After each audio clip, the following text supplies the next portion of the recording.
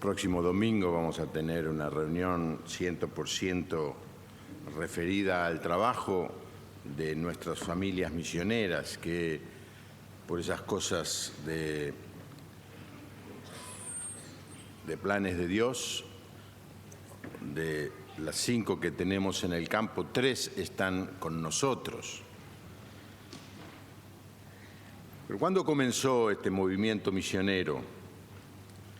Comenzó en el mismo día que el Señor Jesús se fue al cielo y antes de irse le dijo a sus discípulos: id por todo el mundo y predicad el Evangelio a toda criatura. Los primeros capítulos del libro de los Hechos nos muestran a la iglesia en Jerusalén. El primer capítulo nos habla de la iglesia esperando la promesa del Espíritu Santo. El segundo capítulo es la llegada del Espíritu Santo y el gran sermón del apóstol Pedro. Y luego los incidentes allí en la vida de la primera iglesia. Pero algunos personajes Lucas comienza a hacer aparecer en el relato. Lucas es el escritor del libro de los Hechos. Así que va mencionando algunos personajes que son el inicio de esta gran obra misionera a todo el mundo, de la cual nosotros queremos ser parte. Entre esos personajes está Esteban, el primer mártir cristiano. Y en esta noche voy a predicar sobre Esteban, las características de este siervo de Dios, que también deben ser características de nuestra propia vida. Así que vamos a leer la palabra de Dios. Una hermana de la iglesia va a leer, y es una lectura extensa, porque Esteban, al defenderse frente al ataque de aquellos que le acusaban falsamente, dio un gran sermón, que es un resumen de todo lo que el pueblo de Israel había vivido. No lo llegó a terminar porque ya van a ver lo que pasó. Es el sermón más largo que hay en la Biblia. Es más largo que el de Pentecostés, es más largo que cualquiera de los que el Señor Jesús haya dicho. Así que es ganar tiempo, leer la Biblia. Tenemos que aprender a leer la Biblia, trozos largos, para entender el concepto. Y Nora va a tener este duro trabajo. ¿Es la primera vez que lees, Nora? No, es la segunda. Es la segunda. Bueno, estás ya preparada para esta gran tarea. De todas maneras, ella va a leer de la versión contemporánea, Biblia que todavía nadie tiene. Solamente es la primera Biblia en la historia que apareció primero en la web antes de salir impresa. En agosto, septiembre se va a empezar a vender esa Biblia, pero de esa versión Nora va a leer y nosotros vamos a poder seguir la lectura. Empiecen, busquen en su Biblia si quieren hacerlo, en Hechos capítulo 6, a partir del versículo 8. Nora, todo tuyo. Hechos 6, 8 al 8, versículo 3. Arresto de Esteban. Como Esteban estaba lleno de la gracia y del poder de Dios, realizaba grandes prodigios y señales entre el pueblo. Pero unos que eran de la sinagoga llamada de los libertos y otros que eran de Cirene, Alejandría, Cilicia y Asia, se pusieron a discutir con Esteban. Pero como no pudieron superar la sabiduría y el espíritu que Dios le daba, sobornaron a otros para que dijeran que habían oído a Esteban blasfemar contra Moisés y contra Dios. De esa manera soliviantaron al pueblo, a los ancianos y a los escribas, los cuales se lanzaron contra él y con lujo de violencia lo llevaron ante el concilio. Los testigos falsos que presentaron dijeron: este hombre no deja de blasfemar contra este lugar santo y contra la ley.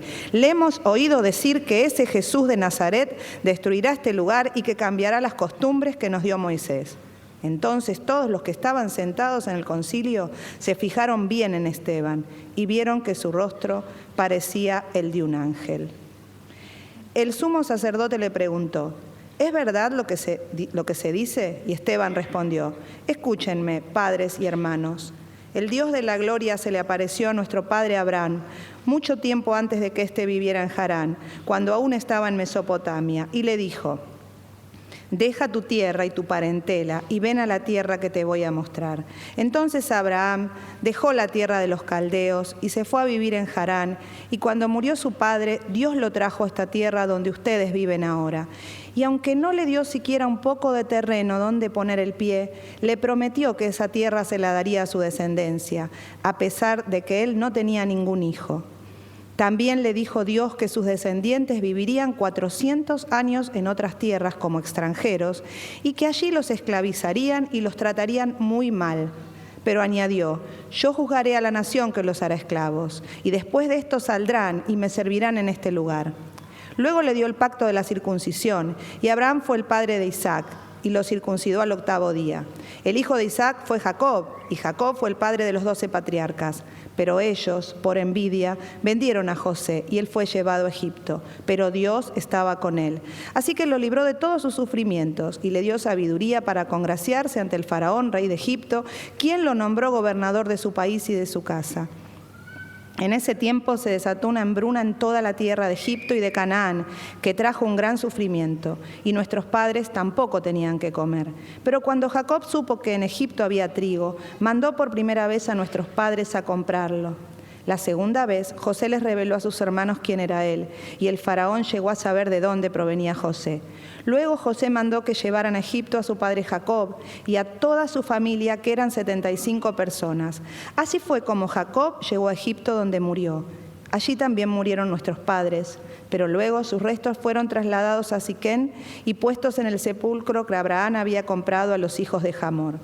Cuando se fue acercando el tiempo de la promesa que Dios le hizo a Abraham, el pueblo creció y se multiplicó en Egipto, hasta que subió al trono otro rey que no había conocido a José. Este rey fue astuto y cruel con nuestro pueblo, maltrató a nuestros padres para que murieran sus niños y no se propagaran. Por este tiempo nació Moisés, niño que agradó a Dios. Durante 3 meses los criaron sus padres, pero cuando estaba en peligro de morir, la hija del faraón lo recogió y lo crió como a su propio hijo. Lo educó en la sabiduría de los egipcios, y él llegó a tener poder por sus conocimientos y por lo que hacía. Cuando Moisés cumplió 40 años, sintió deseos de visitar a sus hermanos israelitas. Así lo hizo. Pero al ver que un egipcio maltrataba a uno de ellos, hirió al egipcio para vengar el maltrato de su hermano. Moisés creía que los israelitas sabían que Dios los liberaría por medio de él, pero ellos no lo entendieron así. Al día siguiente vio que unos de ellos reñían y, queriendo ponerlos en paz, les dijo: ustedes son hermanos, ¿por qué se maltratan? Pero uno de ellos le dijo: ¿y quién te ha nombrado nuestro gobernador y juez? ¿Acaso quieres matarme como lo hiciste ayer con el egipcio?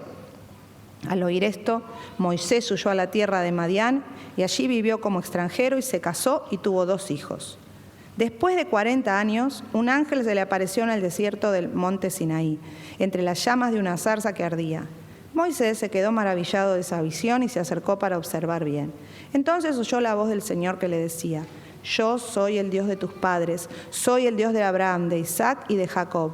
Moisés temblaba de miedo y no se atrevía a mirar, pero el Señor añadió: descálzate los pies, porque estás pisando un lugar sagrado. He estado viendo la aflicción que sufre mi pueblo en Egipto y sé cómo gime. Por eso he venido a librarlos. Prepárate, porque voy a enviarte a Egipto. A este Moisés, a quien los israelitas rechazaron al preguntarle: ¿quién te ha nombrado nuestro gobernador y juez?, fue a quien Dios mismo envió como gobernador y libertador por medio del ángel que se le apareció en la zarza. Y Moisés liberó a los israelitas al realizar prodigios y señales durante 40 años en Egipto, en el Mar Rojo y en el desierto. Fue este mismo Moisés quien dijo a los israelitas: Dios hará que surja entre los hermanos de ustedes un profeta como me hizo surgir a mí. Este es el mismo Moisés que estuvo en el desierto con todo el pueblo y con nuestros padres, y que en el monte Sinaí les comunicaba lo que el ángel le decía.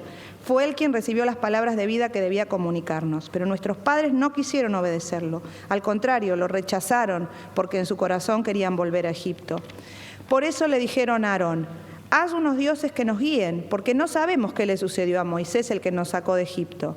Fue así como se hicieron un ídolo con forma de becerro, y a la hechura de sus manos le ofrecieron sacrificios y le hicieron fiestas. Entonces Dios se apartó de ellos y los entregó a rendir culto a los astros que veían en el cielo. Así está escrito en el libro de los profetas: Israelitas, ¿acaso en el desierto me ofrecieron ofrendas y sacrificios durante 40 años? Lejos de eso, llevaron el tabernáculo de Moloc y la estrella de su dios Refán. Esas fueron las imágenes que se hicieron para adorarlas. Por eso los llevaré más allá de Babilonia. Nuestros padres tuvieron en el desierto el tabernáculo del testimonio que Dios mismo ordenó cuando le dijo a Moisés que lo hiciera conforme al modelo que le habían mostrado. Y ellos lo recibieron y lo introdujeron con Josué cuando tomaron posesión de la tierra de las naciones, a las que Dios arrojó de la presencia de nuestros padres. Y el tabernáculo estuvo con ellos hasta los días de David. David fue del agrado del Señor y quiso edificarle un tabernáculo al Dios de Jacob, pero fue Salomón quien lo edificó. Aunque es verdad que el Altísimo no habita en templos hechos por manos humanas, porque el profeta dice: así dice el Señor, el cielo es mi trono y la tierra es el estrado de mis pies. ¿Qué casa pueden edificarme? ¿En qué lugar pueden hacerme descansar? ¿Acaso no soy yo quien hizo todo esto? Pero ustedes son duros de cabeza, de corazón y de oídos. Siempre se oponen al Espíritu Santo, son iguales que sus padres. ¿A qué profetas no persiguieron? Mataron a los que antes habían anunciado la venida del justo, el mismo a quien ustedes entregaron y mataron. Ustedes, que recibieron la ley por medio de ángeles, no la obedecieron. Cuando ellos oyeron a Esteban decir esto, se enfurecieron tanto que hasta les rechinaban los dientes. Pero Esteban, lleno del Espíritu Santo, levantó los ojos al cielo y vio la gloria de Dios y a Jesús a su derecha. Dijo entonces: veo los cielos abiertos y que el Hijo del Hombre está a la derecha de Dios. Pero ellos, lanzando un fuerte grito, se taparon los oídos y arremetieron contra Esteban. Y lo sacaron de la ciudad y lo apedrearon. Los testigos falsos pusieron sus ropas a los pies de un joven que se llamaba Saulo. Y mientras lo apedreaban, Esteban rogaba: Señor Jesús, recibe mi espíritu. Luego cayó de rodillas y clamó con fuerte voz: Señor, no les tomes en cuenta este pecado. Y dicho esto, murió. Saulo estuvo de acuerdo con la muerte de Esteban, y ese día se desató una gran persecución contra la iglesia que estaba en Jerusalén, y muchos se dispersaron por las tierras de Judea y de Samaria, menos los apóstoles. Y mientras que unos hombres piadosos levantaron a Esteban y lo enterraron y lloraron mucho por él, Saulo hacía destrozos en la iglesia, entraba a las casas y arrastraba a hombres y mujeres y los llevaba a la cárcel. Es palabra de Dios. Muy bien.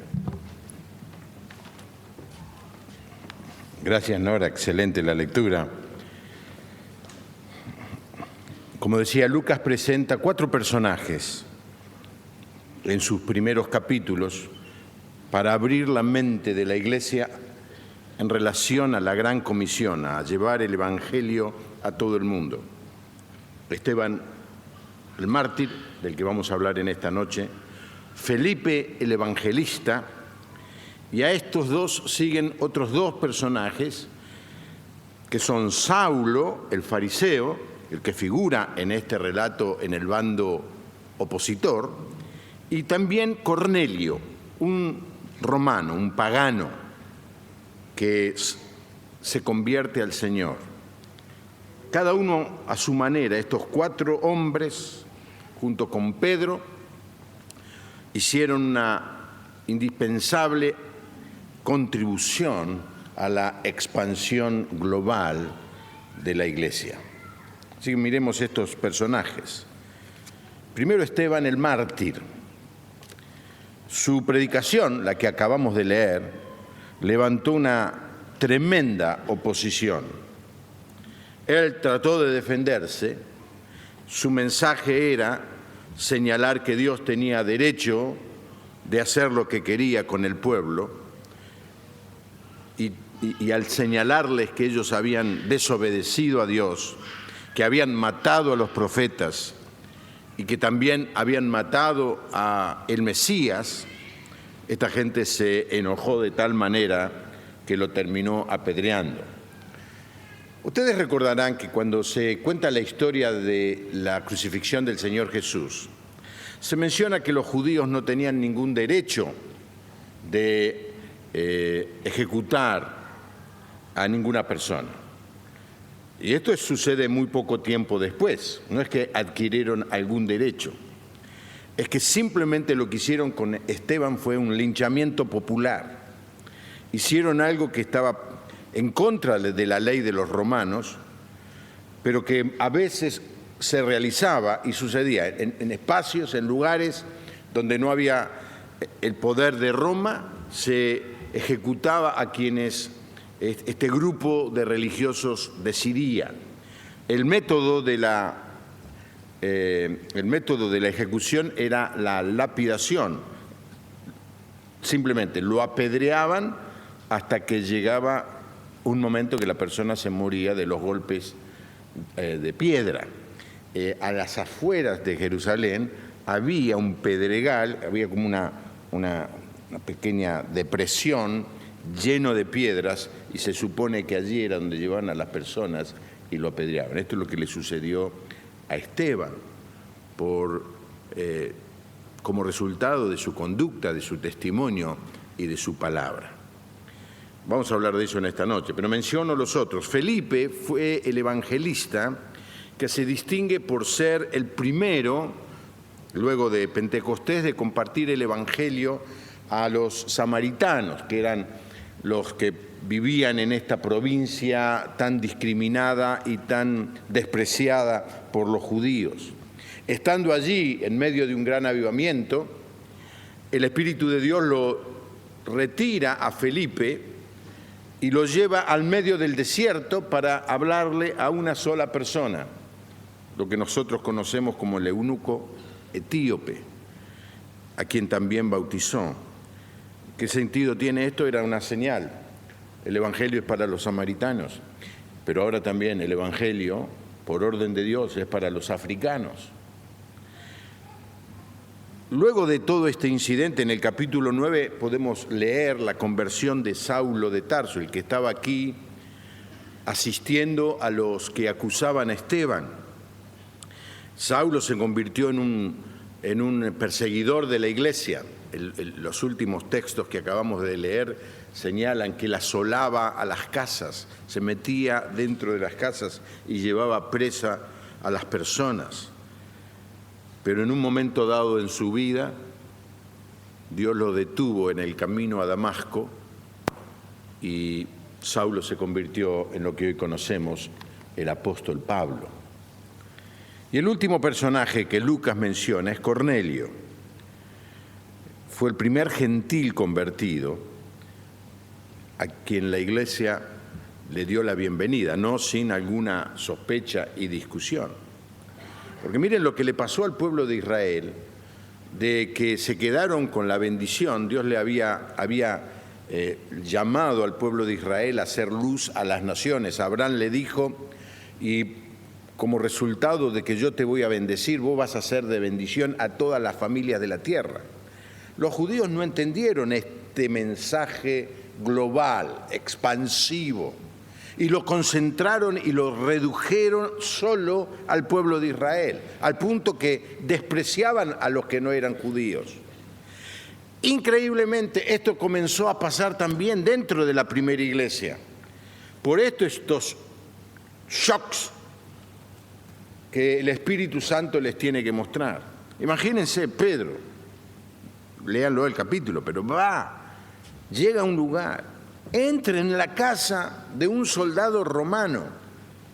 Esto impensado para un judío, entrar en la casa de un gentil. Cuando entra en la casa de un gentil se encuentra con una reunión preparada. Les empieza a hablar del Señor y esta gente se convierte. ¿Y cómo sabe Pablo que se convirtieron? No simplemente con que ellos expresaron su fe, sino que fueron bautizados con el Espíritu Santo. Entonces cuando Pablo vuelve y le cuenta esto a la iglesia, fue escuchado con mucha atención y con mucha reserva, porque la misma enfermedad que había hecho que los judíos circunscribieran el plan de Dios al pueblo judío, se estaba infiltrando dentro de la iglesia, haciéndole pensar que el evangelio era solo para algunos pocos. Así que estamos en este momento en la historia de la iglesia. Y sucede algo interesante. que nosotros mencionamos cada vez que estamos enseñando sobre la tarea de los servidores, o llamados en la Biblia diáconos, que quiere decir exactamente lo mismo. Muchos judíos que no eran nacidos en Palestina venían para las fiestas, y muchos se quedaban y se convertían, y muchos de ellos comenzaron a convertirse en no una carga, sino en una gran responsabilidad para la iglesia, porque la iglesia se dio cuenta que los que se convertían perdían la familia, perdían el trabajo, muchos perdían los bienes y no tenían dónde vivir y no tenían qué comer.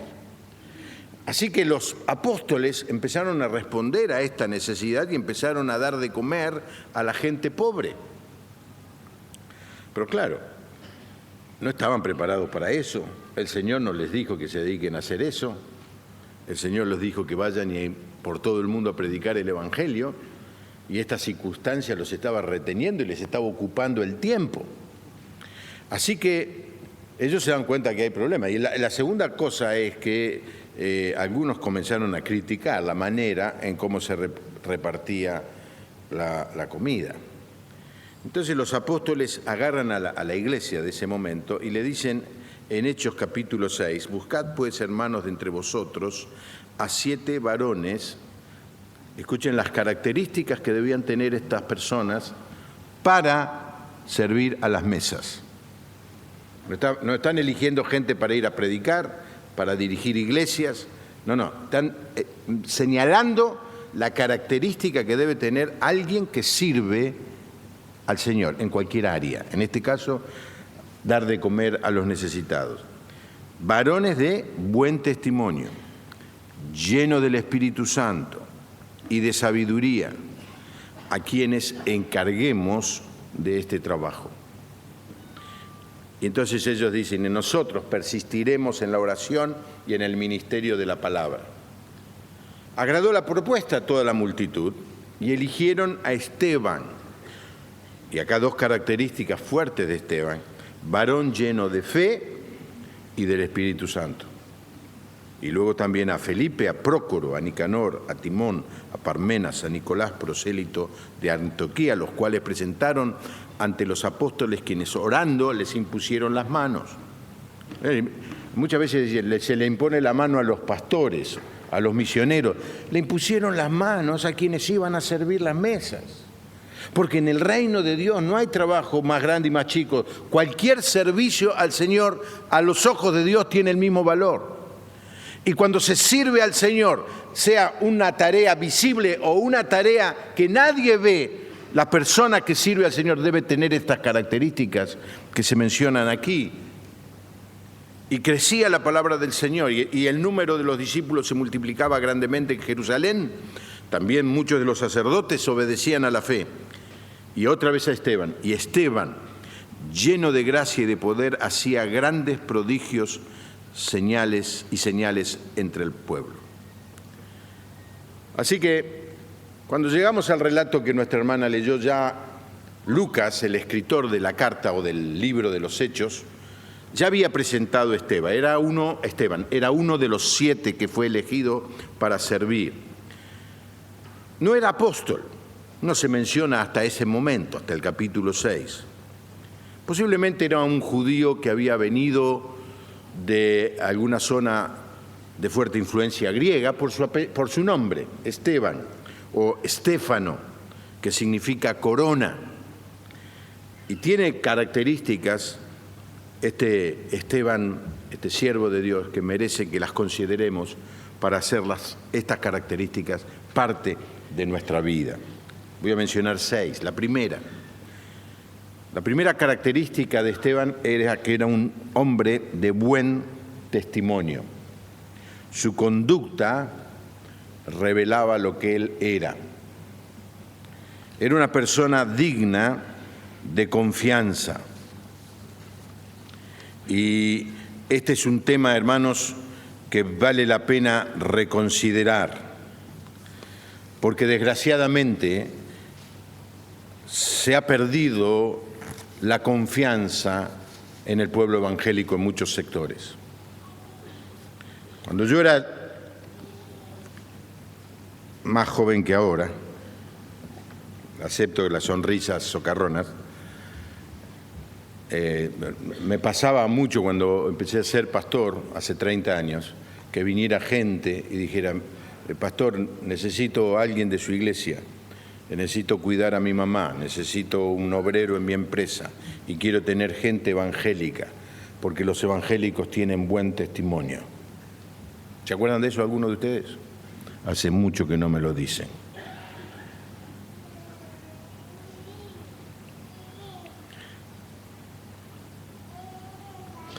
Esteban, cuando fue elegido, no se convirtió en parte del problema, fue parte de la solución, porque tenía las características de un hombre de buena conducta.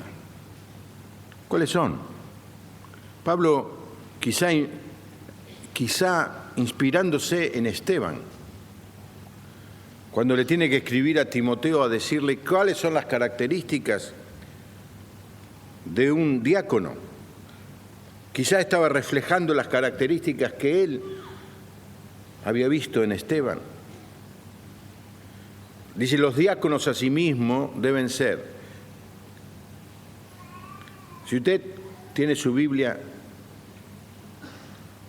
no es una herejía decir los creyentes asimismo deben ser honestos. ¿Hace falta que explique qué es ser honesto? Honesto en nuestras finanzas, honesto en nuestros negocios, honestos en nuestra conducta, sin doblez. La gran crisis de los cristianos que viven una vida de pseudo santidad el domingo a la noche en el culto, pero durante la semana son otra cosa. Eso es tener doblez, es tener dos caras.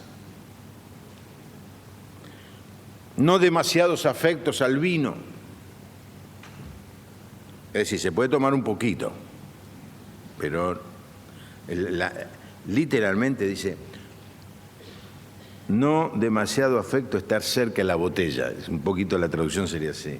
Escuchen bien lo que dice. No codicioso de ganancias deshonestas. La gran pregunta que me hace mucha gente, ¿puede el creyente jugar a la lotería? No, porque no es honesto.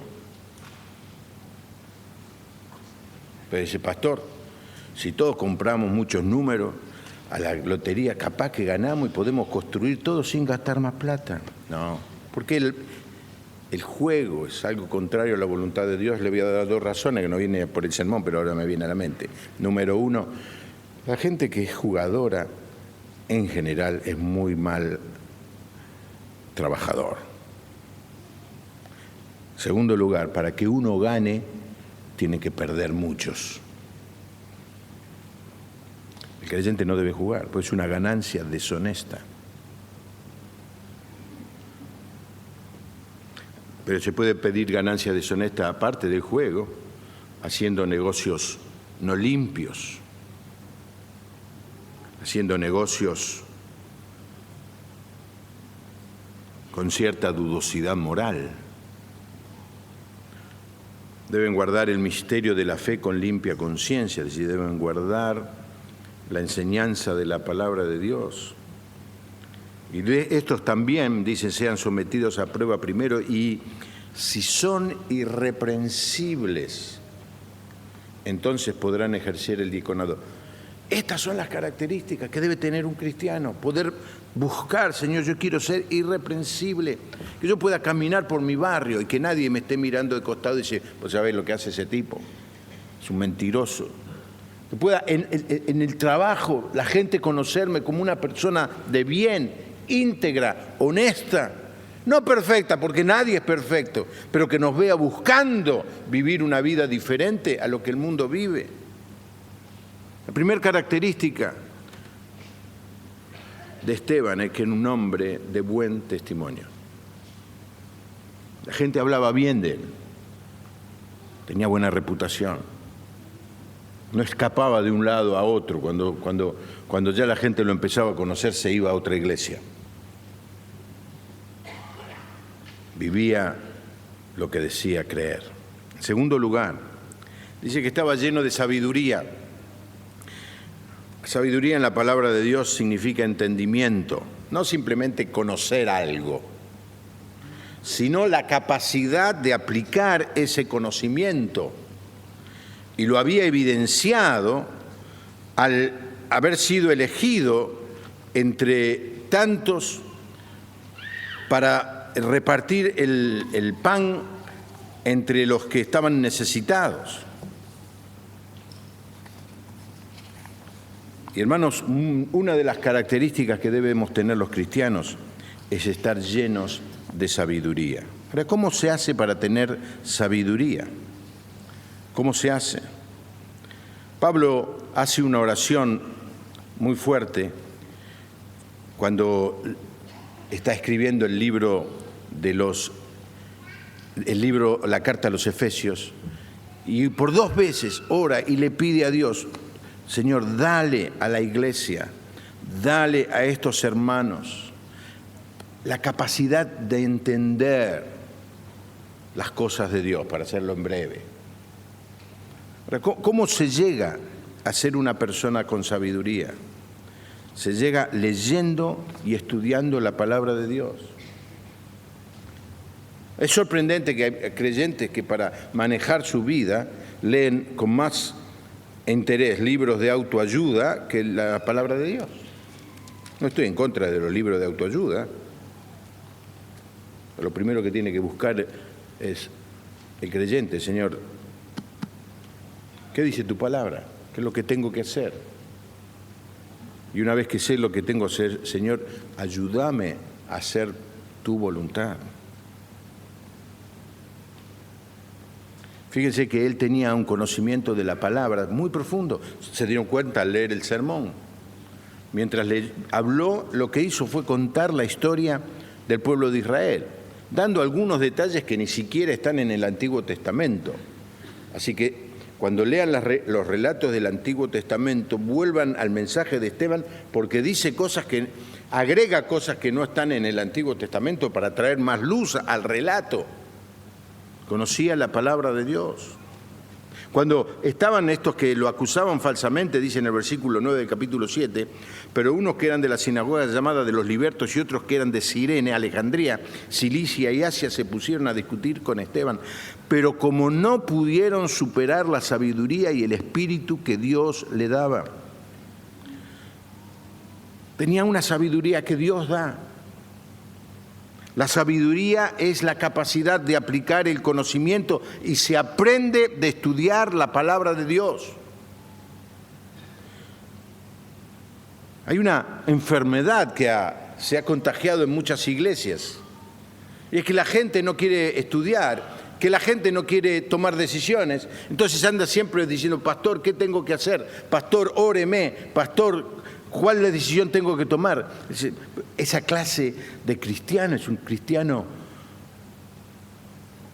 inmaduro.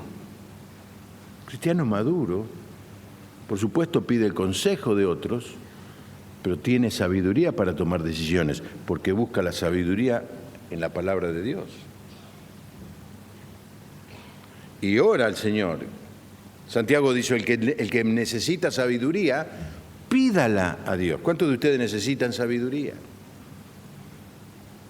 ¿Solamente 3 o 4? Bueno, salto este punto al otro entonces. Todos. Yo necesito sabiduría todo el tiempo. Porque uno tiene que tomar decisiones. Y uno piensa por la experiencia, los años que uno tiene, que se la sabe toda. No se la sabe nada. Porque el mundo cambia, las circunstancias cambian, las personas cambian. La decisión que funcionaba bien hace 3 años no funciona hoy. ¿Cuál es, Señor? ¿Qué tengo que hacer? El que tiene necesidad de sabiduría, pídasela a Dios. Y cuando uno tiene sabiduría, se comete muchos menos errores. ¿Cuántos de ustedes alguna vez dicen: ¿para qué hice esta macana? ¿Por qué me metí en este lío? ¿Por qué le prometí esto a esta persona? ¿Por qué no me habré callado la boca? ¿Cuántos de ustedes alguna vez han vivido eso? No, poco, pobre. Estoy predicando un sermón que no se aplica a ustedes. ¿Por qué? Falta sabiduría. ¿Por qué? Porque tomamos una decisión sin consultar a Dios, sin leer la palabra. En tercer lugar, Esteban era alguien lleno del Espíritu Santo. Los apóstoles le habían dicho a la congregación: hermanos, busquen entre ustedes 7 hombres de confianza, entendidos, y que llenos del Espíritu Santo. En el versículo 5 dice: agradó la propuesta a toda la multitud y eligieron a Esteban, varón lleno de fe y ¿de qué? Del Espíritu Santo.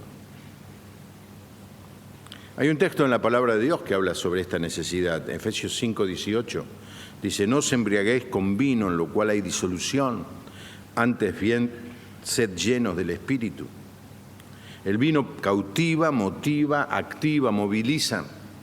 Es lo que hace el Espíritu Santo también. Es la persona de la Trinidad que está dentro nuestro. En el momento en que nosotros recibimos a Jesucristo como nuestro Salvador, Jesús entra en nuestra vida, y cuando entra Jesús entra el Espíritu Santo. El Espíritu Santo mora en cada creyente y es responsabilidad nuestra dejarlo gobernar nuestra vida. Es responsabilidad nuestra darle espacio al Espíritu Santo. No es la gente se ha mezclado esto del Espíritu Santo, es tener dones espectaculares, tener lleno el Espíritu Santo, es ser una persona como Esteban, que cuando tuvo que repartir comida a los pobres lo hizo bien, que vivía y caminaba por la ciudad y la gente daba buen testimonio de él. La gran pregunta es: ¿cómo se hace eso? Mire, es una de las cosas más normales en la vida del creyente, porque Jesús dijo: si ustedes le piden a alguien, si un hijo le pide al padre que le dé de comer, ¿le va a dar el padre una piedra? No. ¿Cuánto más, dijo Jesús, si ustedes le piden al Padre que les envíe el Espíritu Santo? ¿Vos querés vivir una vida diferente mañana a la mañana? Antes de empezar a hablar, antes ni siquiera de orar, antes de abrir los ojos, tomate un minuto de silencio y decí: Espíritu Santo, llená mi vida. Espíritu Santo, llená mi vida. Ahora me voy a levantar, voy a empezar a tomar decisiones, voy a llevar a los chicos a la escuela. Bueno, mañana no, pero bueno, tengo que ir a trabajar, tengo que manejar, tengo que ir por la autopista, tengo que... Miles de decisiones tomamos una vez que nos levantamos y no podemos estar haciendo una oración cada cosa. Entonces, Espíritu Santo, llenamos. Y les digo, hermanos, que cuando uno está lleno del Espíritu Santo, las cosas funcionan tan naturalmente, las palabras fluyen con tanta naturalidad y espontaneidad y poder. Cuando uno está lleno del Espíritu Santo, no tiene que ir a buscar a la gente es atraída por nosotros. El creyente debe vivir cada día lleno del Espíritu Santo. La cuarta característica es que era lleno de fe. Agradó la propuesta a toda la multitud y eligieron a Esteban, varón lleno de fe. La gran pregunta dice: ¿qué suerte? Esteban tenía todo, hasta fe tenía. ¿Dónde se compra fe? ¿Dónde se consigue fe? ¿Hay un secreto para conseguir fe? ¿Hay un supermercado que venda fe? ¿Por internet, en eBay o en Mercado Libre? No, la palabra de Dios dice que la fe viene por el oír la palabra de Dios. Estoy débil en la fe. Cuando alguien me dice eso: ¿cuánto hace que no lee la Biblia? Oh, sí. ¿Qué querés? Si no lees la Biblia no vas a tener fe. Es tan simple como eso. Y la fe hace que el creyente sea diferente a los demás, porque tiene fe. Frente a cualquier circunstancia tiene una palabra de fe. Una palabra que moviliza lo sobrenatural. Sin fe somos igual que la gente. Sin fe somos igual que los no creyentes. Con fe en Dios, nuestra vida se convierte en una aventura apasionante. El soldado romano le dijo, creo, Señor. Y después le hizo qué oración, ¿qué le dijo? Ayuda mi incredulidad. Y los discípulos le dijeron, Señor, aumentanos la fe. ¿Cuánto quieren que el Señor le aumente la fe? Pidámosle, Señor, aumentanos la fe. A veces hay personas que por falta de fe, iglesias que por falta de fe quedan detenidas en el proceso del crecimiento. Me acuerdo cuando mandamos a los primeros misioneros, los Asati, en la década del 90, había algunos hermanos que cuestionaban, ¿y qué pasa si no le podemos mandar el dinero? ¿Y qué pasa si esto? ¿Y qué pasa lo otro? Y todas las observaciones que nos hacían tenían cierta lógica. Cuando una iglesia toma una decisión para ir adelante, debe tomar esa decisión con fe.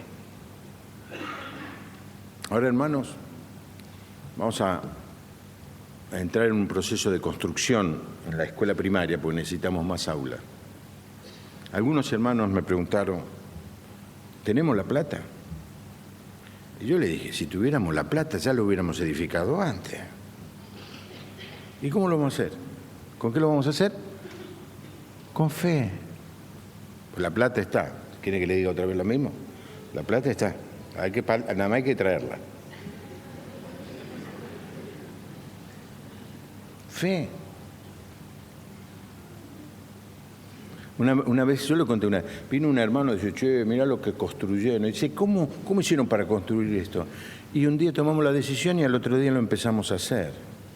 Hay gente, iglesias, personas que están todo el tiempo y voy a ir, y capaz que sí, y vamos a ver si se puede. Y si sale, viene un ángel y me empuja, me tiro. No, tirate a la pileta, eso es fe. Es la sustancia de las cosas que se esperan, la demostración de las cosas que no se ven. Y si alguien piensa, esta iglesia tiene unos pastores que están medios locos, es verdad.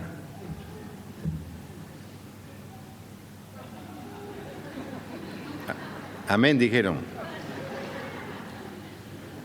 Pero el texto de Oseas 8:4 dice, a tal sacerdote, tal pueblo.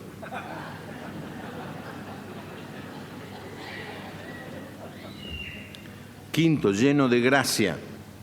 Como Esteban estaba lleno de la gracia y del poder de Dios, realizaba grandes prodigios y señales entre el pueblo. No es la palabra gracia que usamos cuando hablamos de la salvación, de un regalo inmerecido.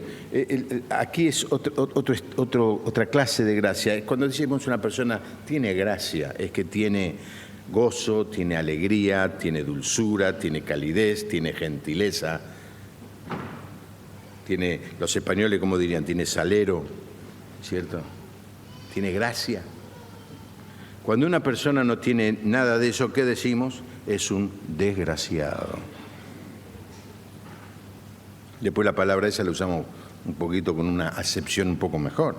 Pero ¿de dónde sale eso? Desgraciado. Es un tipo apático, amargo, negativo, nada le viene bien, siempre se opone a todo. Y particularmente la gracia se evidencia en nuestro hablar. Miren que cuando se menciona al Señor Jesús se dice, y todos daban buen testimonio de Él, y estaban maravillados de la palabra de gracia que salían de su boca, y decían, ¿no es este el hijo de José? Palabras de gracia. Tenían dulzura, enriquecían al oyente. Claro, era inusual para el hijo de un carpintero, se suponía que era un simple obrero. Sin embargo, usando las mismas palabras que usaban todos cuando hablaba el Señor, la gente era edificada. Y esto es algo que debemos tener todos los creyentes. Por eso Pablo es muy contundente cuando le escribe la carta a los Efesios en el capítulo 4, dice, ninguna, escuche qué dice ahí, ninguna. Ah, sí, ninguna, ¿lo escucharon bien? Ninguna palabra corrompida, corrupta, ninguna, si lo quieren, mala palabra salga de vuestra boca.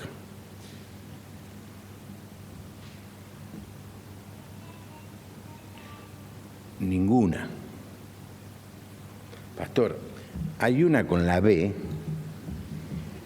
que casi ya no es más mala palabra. Si ustedes quieren aprender malas palabras, conéctese al personaje de, ¿cómo se llama? El Tano Patman. ¿Cuántos vieron el video ese? Confiesen, porque yo lo vi, confiesen su culpa. Un horror. Ese sí que en términos de palabra era un desgraciado.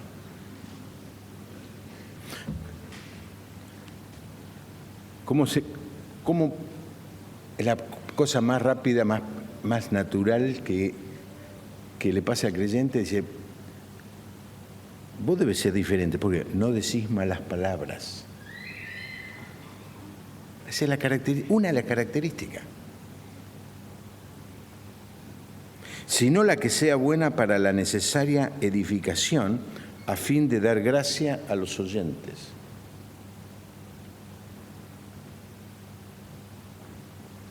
Yo me he sorprendido de saber que hay creyentes que en el lenguaje familiar o en el lenguaje laboral dicen malas palabras.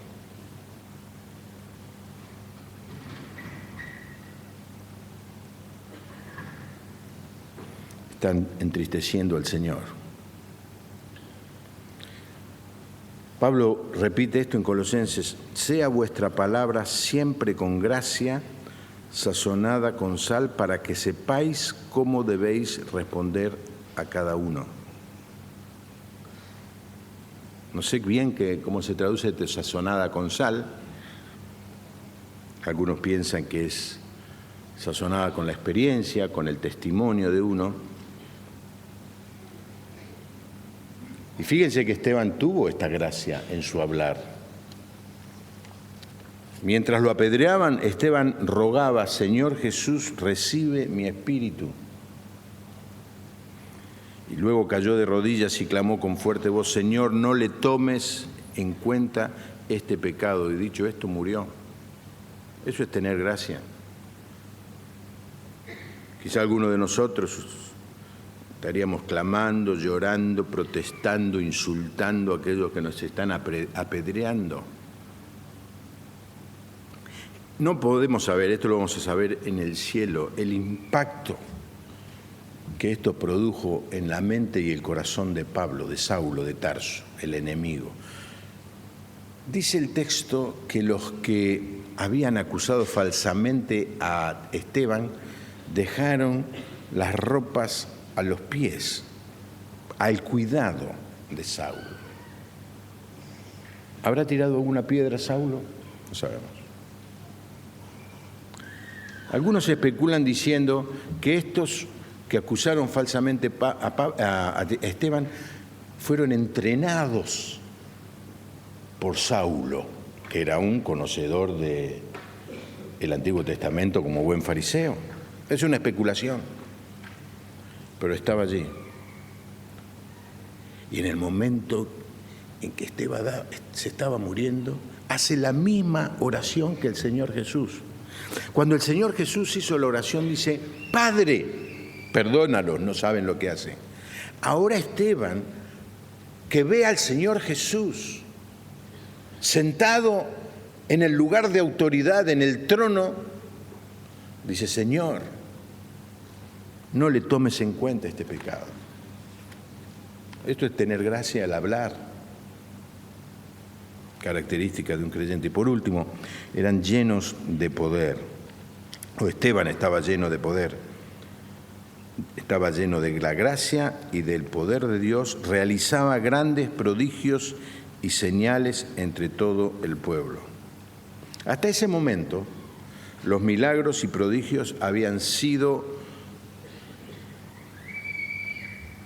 exclusividad, en primer lugar, del Señor Jesús y luego de los apóstoles. Es la primera vez que se indica que alguien que no es un apóstol hacía milagros. Le habían impuesto la mano para repartir la comida, pero pronto excedieron a ese simple trabajo y se convirtieron en evangelistas. Pero no solamente era poder para hacer milagros y prodigios, sino para autoridad, poder, para enfrentar al enemigo con autoridad. Hermano, un creyente debe tener este poder. Dios quiera quizá dar a alguno el poder de hacer milagros, gloria a Dios. Pero quiere darnos todos la autoridad y el poder para enfrentar a nuestros enemigos con una palabra de gracia, como aprendimos el domingo pasado en el sermón. Porque no nos ha dado Dios un espíritu de cobardía, sino de poder, de amor y de dominio propio. Señor, quiero ser un cristiano cobarde, quiero tener poder. Yo puedo pedir al Señor. Si busco tener en mi vida estas 6 características que caracterizaron a Esteban. El éxito de nuestra vida no se mide en términos humanos, como cantidad, belleza, fama, poder. El éxito de nuestra vida es vivir de acuerdo al plan de Dios que tiene para nuestra vida. Amén. Podamos orar ahora y pedirle, Señor, quisiera ser como Esteban. Quisiera tener estas características que él tenía. En primer lugar, tener buen testimonio. Ahora eso no se lo puedo pedir a Dios. Eso lo tengo que hacer yo. Y si vos te das cuenta que no tenés buen testimonio en tu conducta, no tenés buen testimonio en tu familia,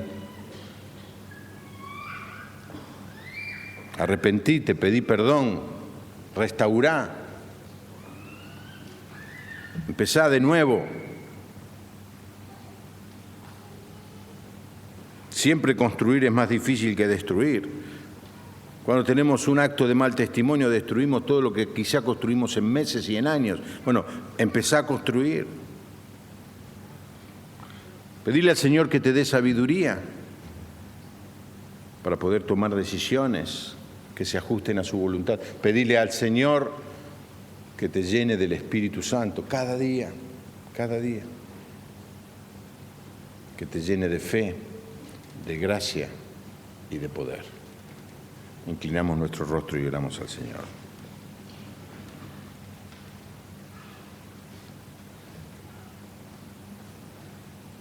Señor, cuando miramos a estos siervos tuyos que honraron tu nombre y que quedaron en la palabra como ejemplo,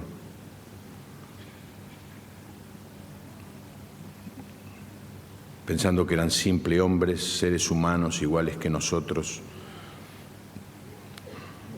Señor, pensamos que si ellos lo pudieron lograr, vos podés darnos de tu gracia para que nosotros podamos lograr lo que ellos lograron. Señor, quisiéramos tener buena conducta, ser de buen testimonio, que la gente nos reconozca como personas honestas, sin doblez.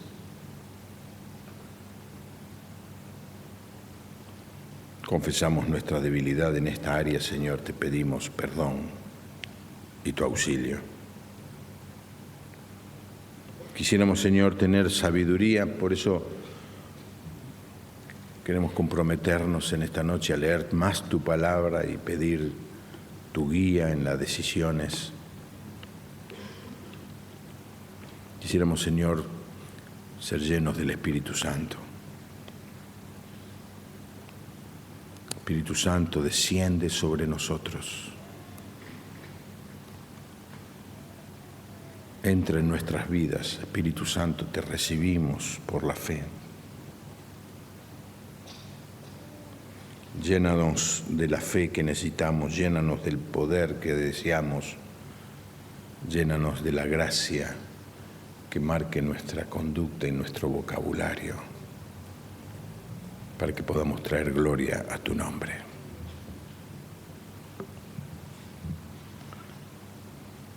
Que la gente no nos conozca por la fama, el éxito, el dinero que tengamos, sino que nos reconozca por vivir de acuerdo al plan supremo que tenés para cada uno de nosotros. En el nombre del Señor Jesús oramos. Amén. Amén.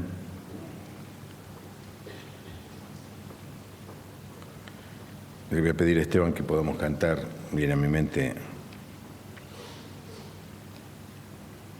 el coro Ser como Cristo, o algo parecido a eso de ser semejante al Señor. Yo quiero ser como tú.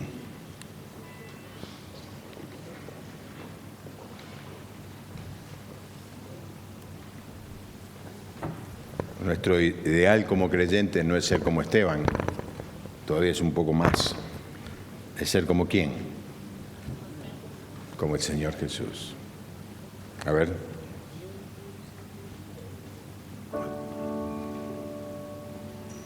Yo. A ver. No. Tócalo vos, Esteban. Abajo, abajo, ¿eh?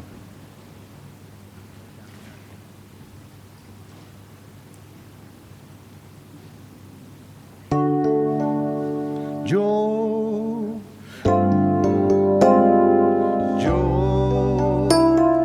quiero ser como tú.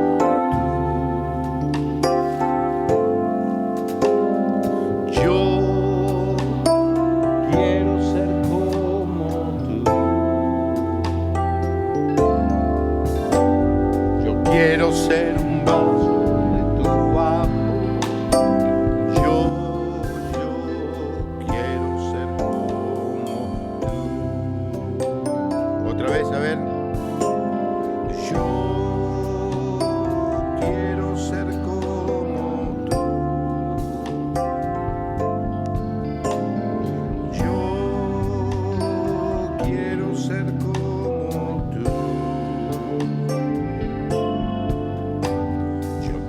Ser un vaso de tu amor.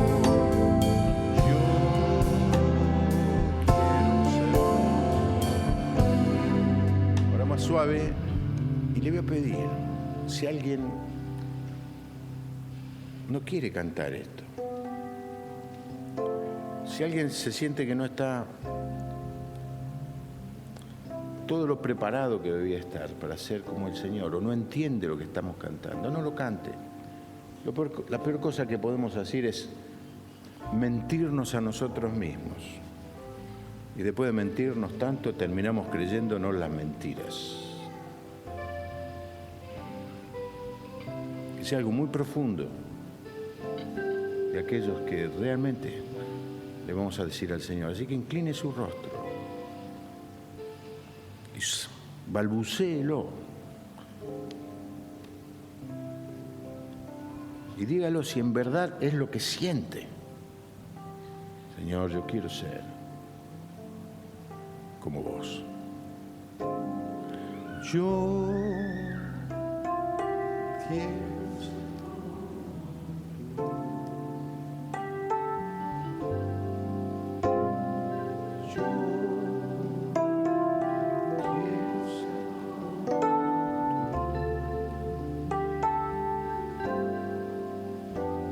Yo quiero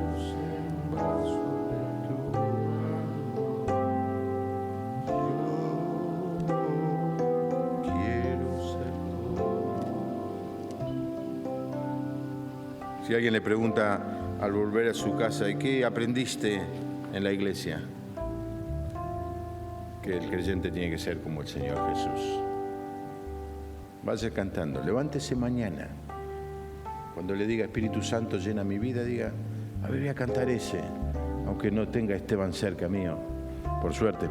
Yo quiero ser como... ¿Se imagina el día qué diferente va a ser si usted arranca así?